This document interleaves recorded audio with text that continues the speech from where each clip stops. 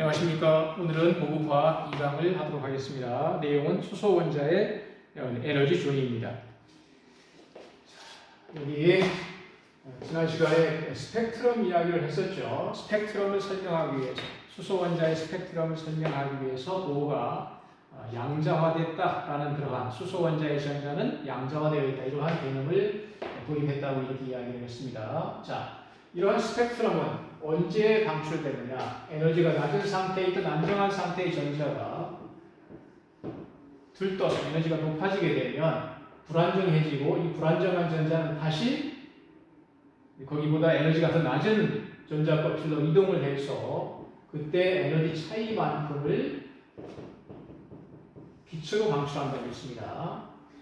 이때 이 방출하는 빛이 수소 원자에서 서로 부연속적으로 이렇게 나타나기 때문에 이 수소 원자의 전자가 예를 들어서 들떴다가 다시 그거보다 에너지가 낮은 상태로 간다고 할 때 결국은 만약 들뜬 상태가 한 가지만 있다고 한다면 한 가지 파장만 방출되겠죠.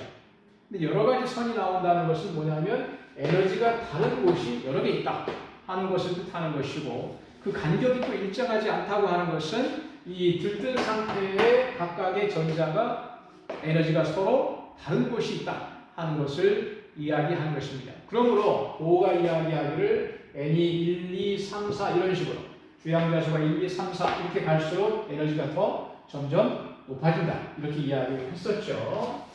그러므로 이때 방출되는 빛 에너지는 어떤 관계가 있다고 했냐면 H nu equal H 람다 분의 C 이렇게 이야기를 해서 에너지는 진동수에 비례하고 그리고 파장에 반비례한다, 이렇게 식이 설명을 하고 있죠. 여러분, 이 관계식은 이렇게 이해를 하면 좋을 것 같습니다. 예를 들어서 A라는 사람과 B라는 사람이 어떤 줄을 놓고서 서로 흔든다고 할 때 이 줄을 힘을 주어서 세게 흔들게 되면 진동을 어떻게 할까요? 매우 많이 하겠죠.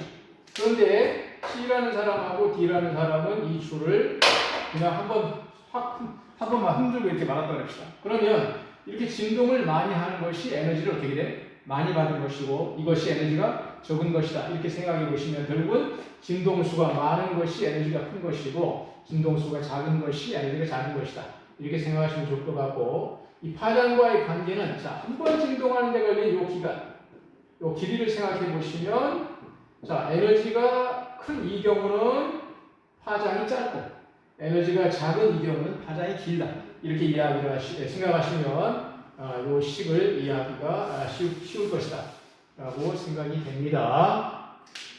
자, 여기 다음에 설명을 보니까 고전역학 이론에 의하면 이렇게 이야기를 했습니다. 자, 고전역학 이론에 의한다는 것은 결국은 보호 이전 이야기를 하는 것이죠. 만약 이 원자핵 주위에 이 전자가 운동을 하고 있는데 이 전자가 운동을 하면서 에너지가 점점 밖으로 나간다고 합시다. 운동하고 있으니까 에너지가 소비가 되겠죠. 그러면 핵의 인력을 갖고 있는 이 전자는 핵으로 점점 어떻게 되겠습니까? 이렇게 끌려 들어가겠죠. 끌려 들어가서 핵에 충돌할 겁니다. 그러면 전자가 끌려 들어가서 핵에 충돌해버린다는 것은 무슨 뜻이 되는 거냐면 원자의 크기가 소멸해버리는 것입니다. 원자의 크기가 소멸한다, 원자의 크기가 없다, 어떤 상황이 생기게 되겠습니까? 물질은 원자들이 모여가지고 분자가 되고 이렇게 해서 물질을 이루고 있는데 원자의 크기가 없다는 것은 결국은 물질이 소멸해버린다 하는 것과 동일한 이야기라고 할 수 있습니다. 그러므로 이러한 고전역학적인 이러한 설명으로는 전자의 운동을 이해를 할 수가 없습니다. 그래서 보호가 뭐라고 이야기를 했습니까? 원자핵 주위의 전자가 어떤 일정한 궤도를 따라서 운동을 하고 있는데, 운행을 하고 있는데 이 전자는 계속 운동을 하더라도 에너지의 손실이 없다, 이 개념이 바로 양자화의 개념으로 들어가는 초기 단계가 되는 것입니다. 그래서 결과적으로 오늘날의 현대적 원자 모형과는 약간 좀 다릅니다만은 어떻든 보호의 이러한 양자화의 도입으로 말미암아 양자역학으로 들어가는 큰 전환을 가져왔다, 이렇게 볼 수가 있죠. 어떻든 원자핵 주위의 전자는 이러한 에너지 값을 갖고 있다라고 이제 여기 표현이 되고 있습니다.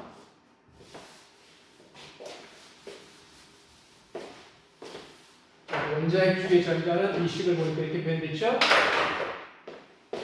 자, E 이퀄 마이너스 2.178 곱하기 10의 마이너스 18승 n제곱분의 z제곱 줄 이렇게 되어 있습니다. 이때 n은 1, 2, 3 이렇게 나가고 있는데 바로 주양자 수가 되겠고, 그리고 z는 원자 핵의 전하니까 결국은 원자 번호가 되겠죠. 그러니까 수소의 경우는 z가 1이 되고 헬륨의 경우는 z가 2가 된다. 이렇게 보시면 되겠습니다. 자, 그러므로 수소에 대해서 우리가 설명을 하자면 E1 이퀄 마이너스 2.178 곱하기 10의 마이너스 18승, 그리고 n이 1일 때는 1의 제곱분의 1제곱, 이런 상황으로 되는 것이죠. 이런 식으로 되는 것이죠.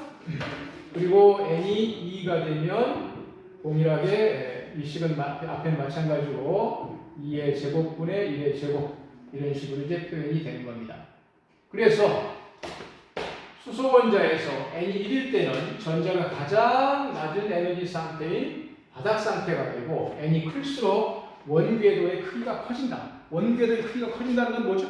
핵에서부터 더 멀어진다 하는 그런 뜻입니다. 그래서 전자가 핵에 가까이 있을 때는 에너지가 더 낮고, 핵에서 멀어질수록 에너지가 더 높아지며, 그리고 핵과 전자 사이에 상호작용이 없는 상태는 우리가 어제 뭐라고 그랬죠?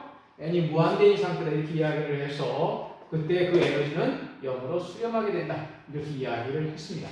그래서 그 0보다 에너지가 낮은 상태이기 때문에 뭐로 표현된다고 했죠? 음의 값으로 표현된다 이렇게 설명을 했습니다. 자, 그래서 이 식은 이렇게 운용이 된다 하는 것을 여러분들이 보시면 되겠고요. 자, 그래서 결국은 어제 우리가 설명했던 거하고 동일한 개념으로 가고 있습니다만은, 자, 델타 E는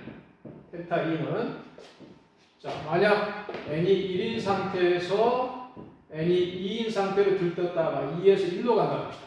주양자수가 2에서 1로 간다. 이렇게 이야기를 하면 이때 에너지는 마이너스 2.178 곱하기 10의 마이너스 18승 2의 제곱분의 1 이렇게 될 거고, 이때 이 Y는 마이너스 2.178 곱하기 10의 마이너스 18승 1의 제곱분의 1 이렇게 표현이 되죠. 그러므로 델타 E 이퀄 E2 마이너스 E1 이렇게 이야기를 하게 되면 마이너스 2.178 곱하기 10의 마이너스 18승 그리고 2의 제곱분의 1 마이너스 1의 제곱분의 1 이렇게 되겠습니다. 자, 이런 식이 되겠죠. 그래서 이때 자, 어디에서 어디로 가느냐에 따라서 에너지의 크기가 달라질 텐데, 여러분 화학 1에서 배웠던 것처럼 만약 이걸 이제 몰 개념으로 따지자면, 자, n이 무한대일 때는 에너지가 제로가 되겠죠? 자, n이 1일 때는 에너지가 우리가 화학 1에서 배웠던 개념으로 따지면 어떻게 되겠습니까? 2n 이퀄 마이너스 n제곱분의 1312kJ/몰 이렇게 이야기를 했었죠. 자, 화학의 개념으로 그냥 보겠습니다. 그러면 여기가 마이너스 1312kJ이 될 거고, 여기는 0이 되겠죠. 그러면 n이 2일 때는 어떻게 되겠습니까? 1312의 4분의 1 관계니까, 자, 여기가 반이라고 한다면 4분의 1은 여기가 되겠죠. 그러니까 마이너스 1312에 대해서 4분의 1이 되는 시점. 여기가 이제 예를 들어서 n이 2일 때고, 여기가 n이 어떻게 되겠습니까? 무한대인 상황이죠. 그럼 밖으로 나갈수록 에너지가 점점 높아지는데, 만약 이가 n이 이제 3이 되면 9분의 1이 될 테니까 여기가 8분의 1이라고 한다면 9분의 1은 이 정도 되겠죠? 그래서 밖으로 나갈수록 이 간격이 점점 더 좁아진다. 이렇게 이제 볼 수가 있습니다. 간격이 좁아진다는 건 무슨 뜻이죠? 에너지 차이가 점점 더 작아지는 것이죠. 어떻든 이런 식으로 이제 화학에 대해서 우리가 이미 배웠습니다. 자, 어떻든 이제 우리가 스펙트럼으로 연관해서 가게 되면, 자, n이 2에서 1로 갈 때, 또는 3에서 1로 갈 때, 4에서 1로 갈 때, 무슨 선이 나온다고 했죠?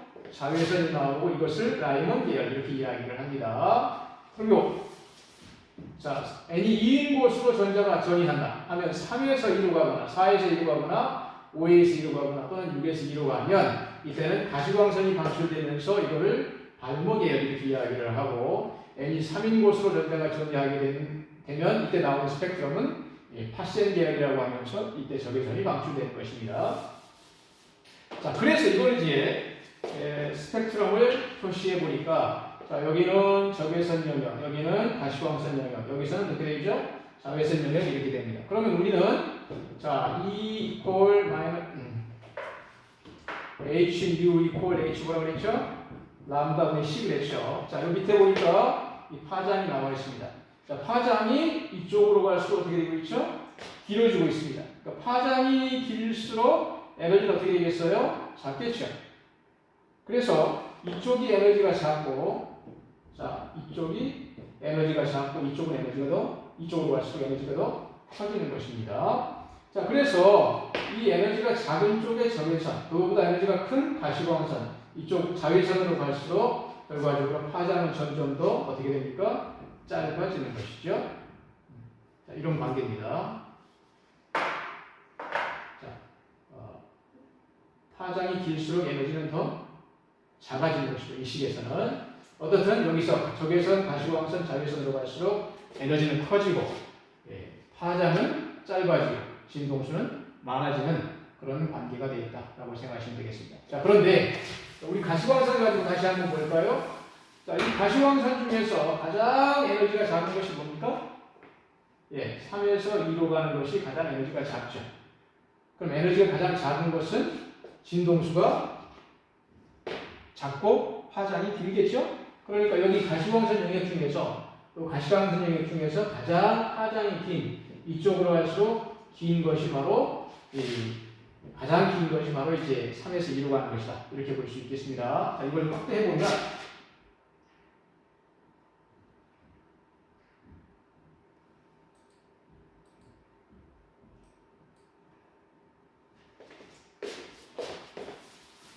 자, 이렇게 표현이 되겠죠? 자, 이 선이 바로 여기 뭐예요? 이 선이 되겠습니다. 즉 다시 말하자면 3에서 2인 곳으로 2로 가는 것이죠. 그럼 이 선은 어떻게 되겠습니까? 4에서 2로 가는 것이죠. 그 다음 거는 5에서 2로 가는 이런 그 전자의 이동이 이런 스펙트럼으로 나타난다 하는 것을 이해하시면 되겠습니다.